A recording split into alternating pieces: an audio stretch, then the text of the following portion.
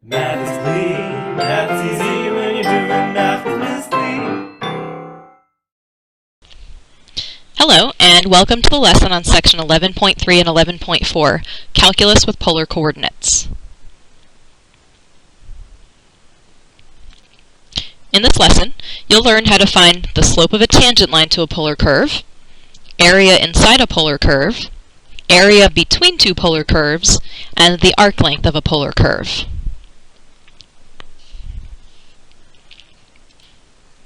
If you watched the video on graphing and polar coordinates, you can fast forward through this slide.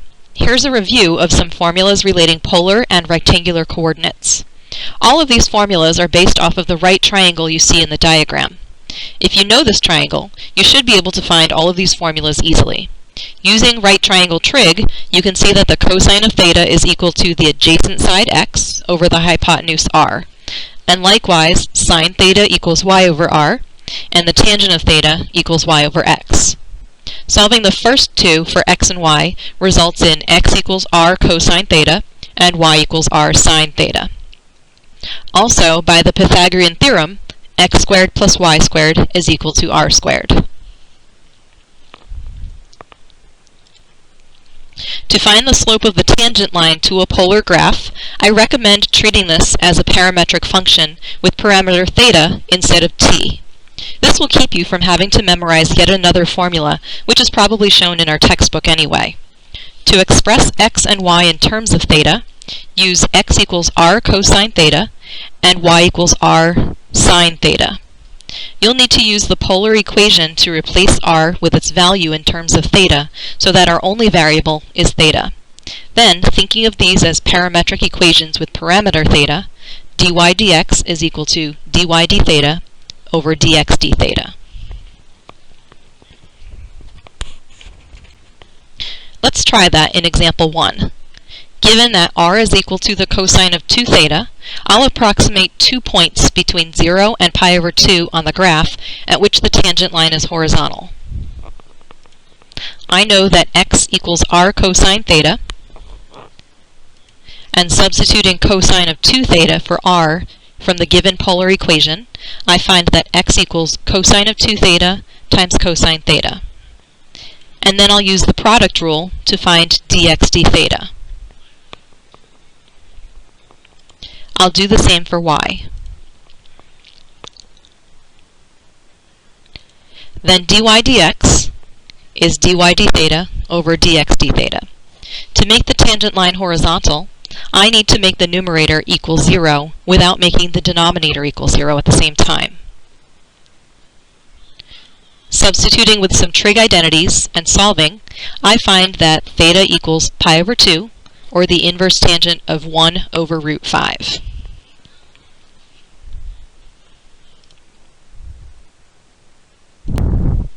Next, I'll derive a formula for finding the area inside a polar curve. Area inside a polar curve represents the area swept by rotating a radius about the origin. For example, if I wanted to calculate the area inside this curve from theta equals pi over 6 to theta equals pi over 4, it might look something like this shaded region. This area formula will be based on the formula for the area of a sector of a circle. So here's a circle with radius r and sector that intercepts an angle measuring theta radians. Then the area of the sector is theta over 2 pi times pi r squared, where theta over 2 pi is the fraction of the circle covered by this sector. Canceling the pi's results in the equation 1/2 r squared times theta, which you may have learned last year in pre-calculus. Imagine breaking this sector up into an infinite number of slivers with angle measures equal to change in theta. Then an integral would calculate the sum of these areas. So the area inside a polar curve can be calculated as the integral from theta equals a to theta equals b of 1/2 r squared d theta. Press pause and copy this formula into your notes.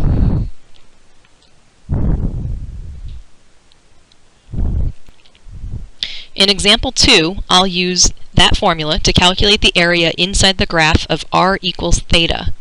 from theta equals 0 to theta equals 2 pi. Here's the graph. And here's what the shaded region will look like after a radius extending from the origin to the curve sweeps around from an angle of 0 to 2 pi. Our area formula is the integral of a to b of 1/2 r squared d theta. I usually leave the 1/2 outside the integral. My angle here goes from 0 to 2 pi, so those are my limits of integration, and I'll substitute theta for r since this is the graph of r equals theta. Integrating results in 1/2 theta cubed over 3, and evaluating from 0 to 2 pi, I get an area of 2 pi cubed over 6.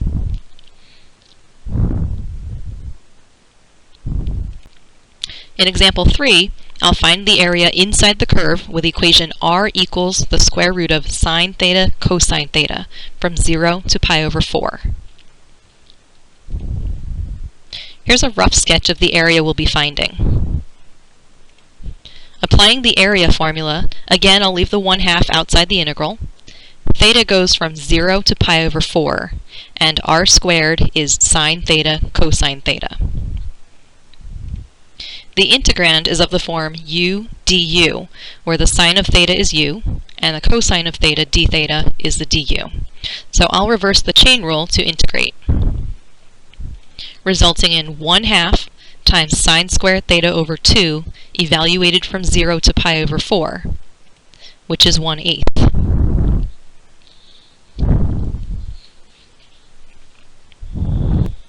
To calculate the area between two polar curves, we'll find the difference between the area of the outer curve and the area of the inner curve, resulting in this formula, where r out is the radius of the outer curve, and r in is the radius of the inner curve.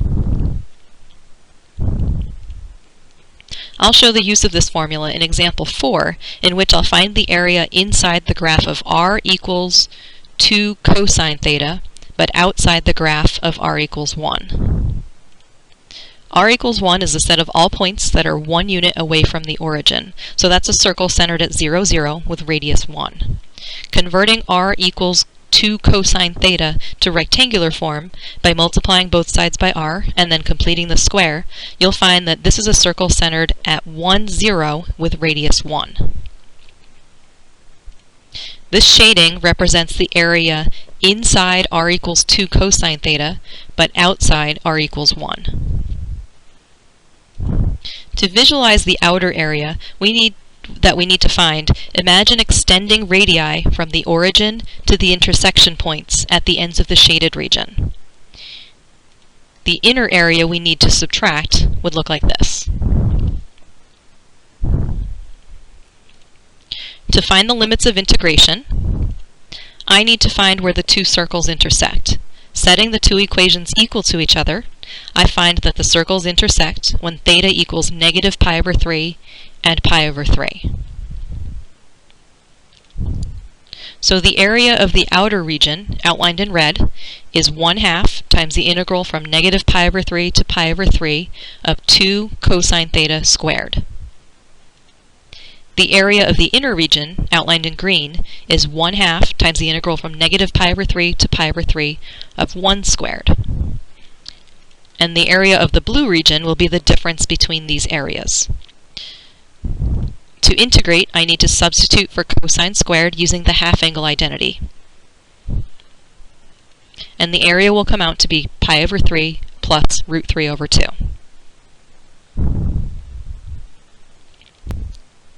Now I'll derive a formula for arc length in polar form. Let's start with the formula for arc length in parametric form. Using x equals r cosine theta and y equals r sine theta, I can apply the product rule to find expressions for dx d theta and dy d theta in terms of r and theta.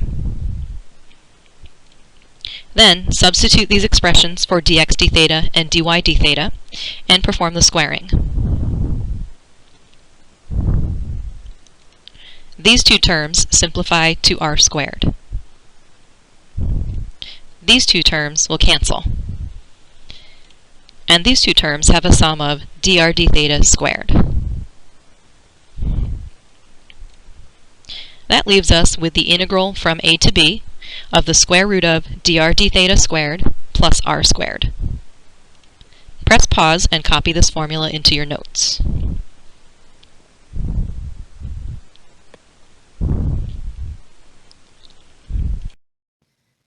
In example 5, I'll set up the integral describing the length of the three lead rows with the equation r equals cosine 3 theta. Taking the derivative of both sides, I can find that dr d theta is negative 3 sine 3 theta. Then substitute this for dr d theta and substitute cosine 3 theta for r in the arc length formula. Now all I'm missing are the limits of integration. I need to find out what theta values represent one full trip around the three lead rows. When theta is 0, the radius is 1. I can now see that the graph touches the ends of the petals when r is 1 or negative 1. Let's find all the values of theta that make that happen.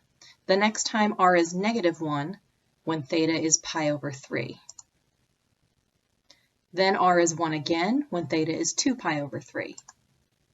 And then when theta equals pi, the radius is negative 1, bringing us back to the beginning of the rows. If I go beyond theta equals pi, I'll be retracing the existing graph. So our limits of integration will go from 0 to pi.